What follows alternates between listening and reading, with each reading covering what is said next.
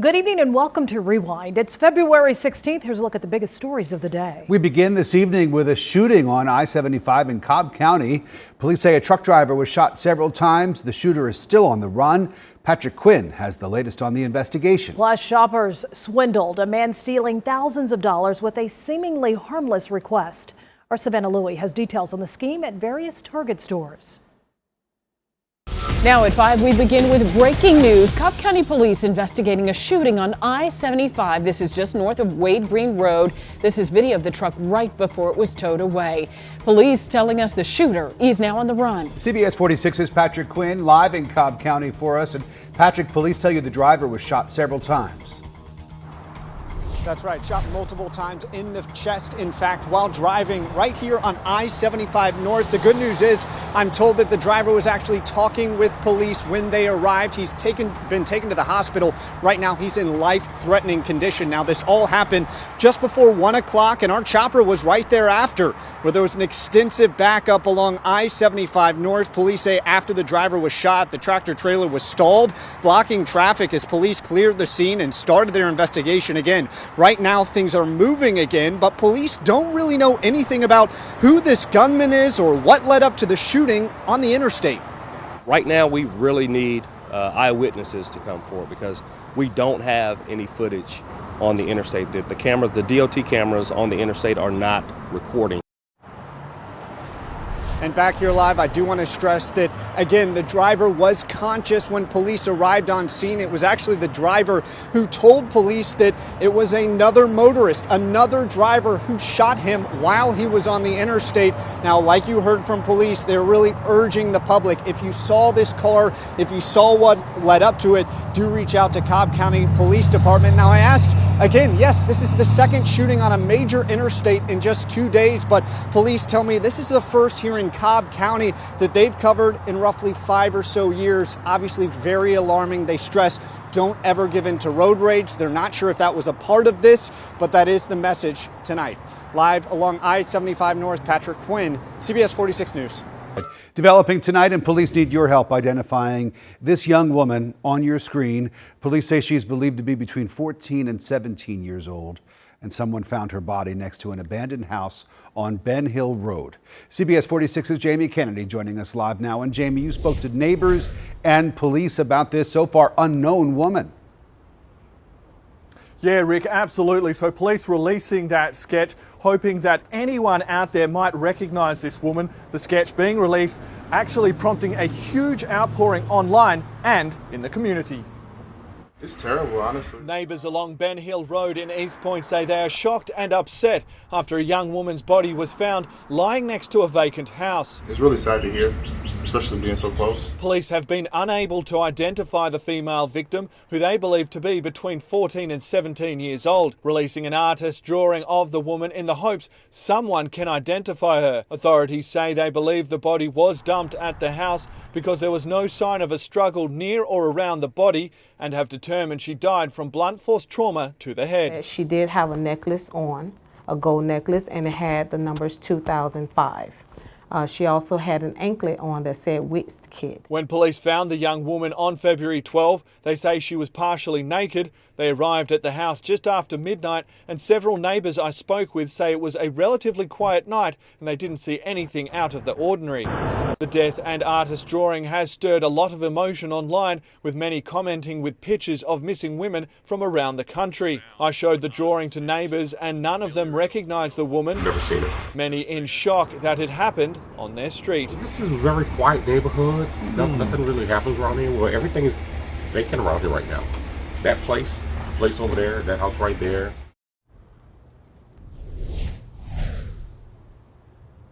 So police say they're yet to determine the exact time of death, but they do tell me that they believe that the body was here for less than 24 hours.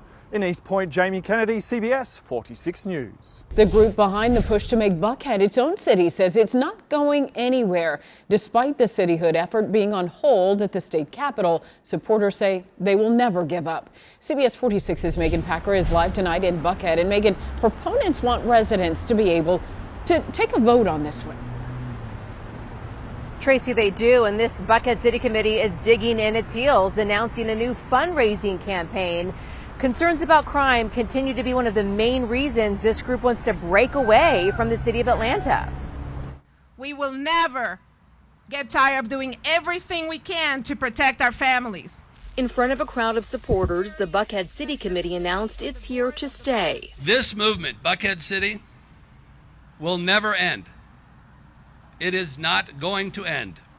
We will never give up. That's the message from the man who will stay on as Buckhead City Committee's volunteer CEO, Bill White, despite the issue not moving forward in this year's legislative session under the Gold Dome. Current and former lawmakers, business owners, and Buckhead residents were among those who pushed for citizens to have a chance to vote on the issue. We know, based on our third poll of legally registered voters in Buckhead, that 72% favor a vote. And that includes people who might vote no. As the problems we have witnessed in Buckhead continue, even in the past few days, crime continues to be a driving force behind the cityhood movement. I just heard from somebody whose son was kidnapped in Buckhead, and the stories go on and on. This gathering fell on the same day Atlanta Police Chief Rodney Bryant called a meeting of local, state, and federal law enforcement agencies to discuss ways to tackle crime in the region, including water sales on street corners and street racing. The numbers that we have shows that the crime is down in Buckhead. We're strengthening up the resources in Buckhead. And the chief says he is committed to staffing a brand new APD Buckhead precinct expected to open right down the road from where we are here in Buckhead sometime this summer. But supporters here point out just that the precinct is not open yet and that they say the department is already having staffing challenges as it is. We are live in Buckhead. I'm Megan Packer, CBS 46 News. Shoppers swindled, thousands of dollars stolen right under their noses. The scam starting with a simple request: can I use your phone? Several women we talked to say they are the latest victims of the scheme happening at various Target stores across the metro. CBS 46's Savannah Louie live at Target and Tucker tonight to explain. Savannah, good evening. Hey, good evening to you. It's really not unusual to walk out of here spending more than you intended, but several women tell us that they were swindled out of thousands of dollars after recent trips to Target. And according to social media posts, these types of schemes seem to be happening more often to folks just trying to lend a helping hand. You're being a good Samaritan and then suddenly you don't have money to live on for the week. A Target trip with a shocking fee even before stepping a foot inside. This could really ruin some people's lives. Call and fight paying big time after letting a man borrow her phone outside the Target in Northlake. The stranger telling Colin his car broke down. He needed to call a family member for help. In 1 minute, he made a few phone calls, but also transferred $2,500 to himself from her Venmo account. Once he had my phone number, I think that Venmo uses that to connect it to your profile. So he could Venmo request me using that phone number. He's definitely targeting women and women my age or younger who he would think would have Cash App or Venmo. Target is like a millennial woman's safe space. And so I think he knows that. Alice Vanderveer shares a similar story. Recently out more than $2,000 after letting a man borrow her phone inside the Edgewood Target. That's rent, that's groceries. I'm a graduate student, so I don't have $2,000 to just lose. Target is aware of these types of schemes and is working with Atlanta police. A spokesperson for the company tells CBS 46 in part, quote, "We've put additional security measures in place at 2 stores where this activity has been reported, including increased security presence and additional cameras in the parking lot." The women described the suspect as a black man in his early 20s. Alice says the man she spoke with has neck tattoos, though it's unclear whether the same person is responsible for these schemes. After filing claims with Venmo, both women got their money back. And a reminder, no good deed goes unpaid for. It's really hard to trust people when things like this happen. CBS 46 is aware of this happening, at least one other instance of this over at the Target in Midtown. Now, Venmo is also aware of these types of scams and says users should enable 2-step authentication in order to protect their accounts. I also reached out to Atlanta and DeKalb County Police. They tell me they are aware of several reports like this being made across both areas. But for now, reporting live from DeKalb County, Savannah Louie, CBS 46 News. Only on CBS 46, a Metro Atlanta father survives a horrific snowboarding accident in North Carolina. These images showed Travis Daniel in his hospital bed, his family now pleading for help. CBS 46's Zach Summers is live tonight after talking exclusively with Travis's wife about his road to recovery. How's he doing, Zach? Well, Rick and Sean, it will be a long recovery. He knows that, as well as his family. Travis Daniel is paralyzed from the chest down. His family desperate to get him back to North Georgia, but they keep hitting hurdles. I really need him to pull through this. Brianna Daniel is uncertain about the future after her husband of 14 years had a life-altering accident over the weekend. I'm trying to be strong because I don't want him to know that I'm worried. Travis Daniel was snowboarding near Asheville, North Carolina on Saturday when he overshot a turn and fell off a 20-foot cliff, breaking his neck. The 36-year-old, while able to talk, is now paralyzed from the chest down. This is not a broken leg. This is his future. And so we're just desperate for help. Brianna wants her husband transferred to a North Georgia hospital, but she's having no luck. The family was also hoping to move Travis to the Shepherd Center when he's ready for rehabilitation, but their insurance threw them a devastating blow. Our insurance does not cover the Shepherd Center. I just want him to have the best care. I want him to be surrounded by family. Even more frightening for Brianna is the thought of the couple's 3 children not being able to enjoy life to the fullest with their dad. She says the kids are worried about their hero. I'm scared for my kids. Travis is such a hands-on father.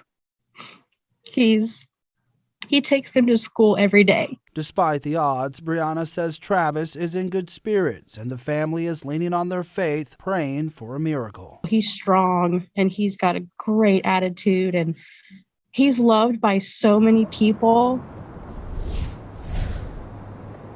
Yeah, the family unsure when he will get back to North Georgia. They've started an online fundraiser to cover Travis's medical bills. You can find it on the CBS 46 News app. Live in Midtown, Zach Summers, CBS 46 News. If you think working with a mask is difficult, try working without a bathroom. Oh boy, employees at the Lithonia Family Dollar Store say they haven't had a working bathroom since November. They got one customer so upset, she decided she better call Harry.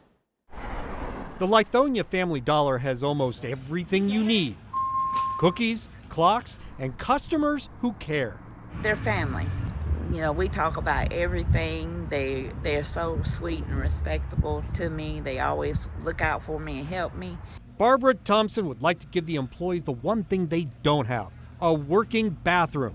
All attempts to fix the problem have failed. You know how we know it's not working?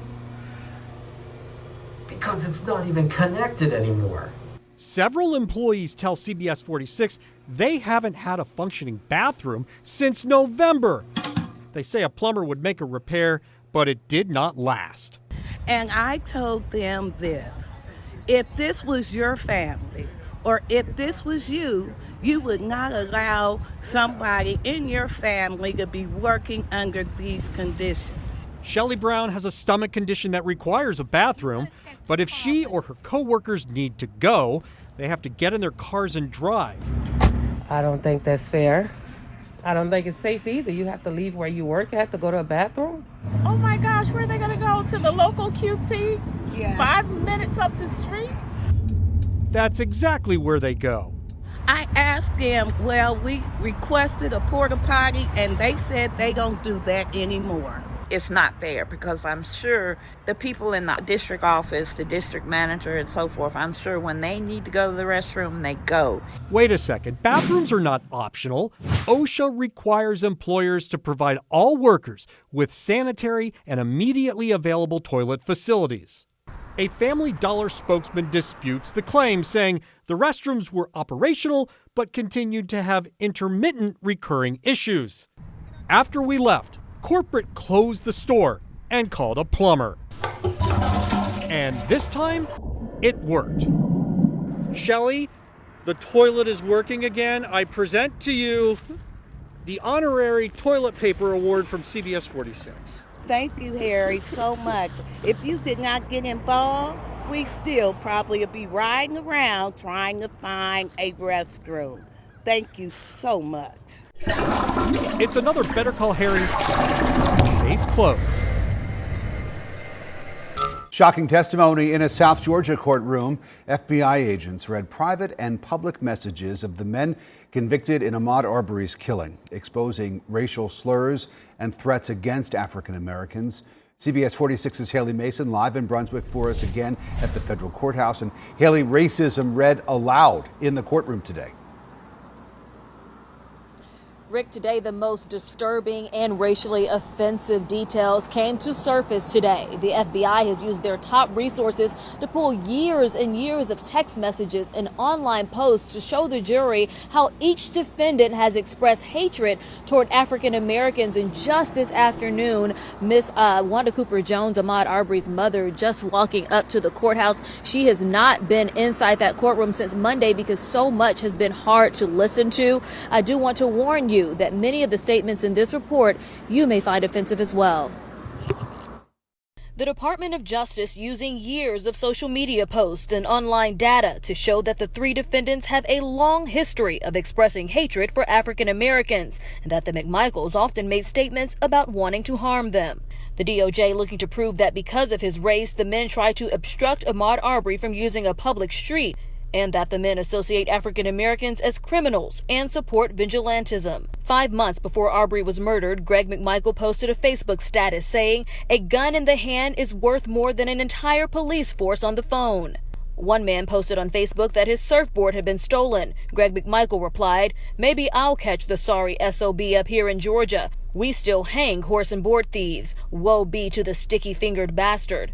As for Travis, investigators say he was active on multiple social media sites and text messages. A friend complaining about something being stolen told Travis he worries about his father in those situations because he's, quote, slap happy and doesn't mind going to jail. Travis responded, "That's what we need more of. My old man is the same way. Hell, I'm getting that way. Have to make an example. I keep my shotgun loaded with high .5s. It will rip someone to shreds."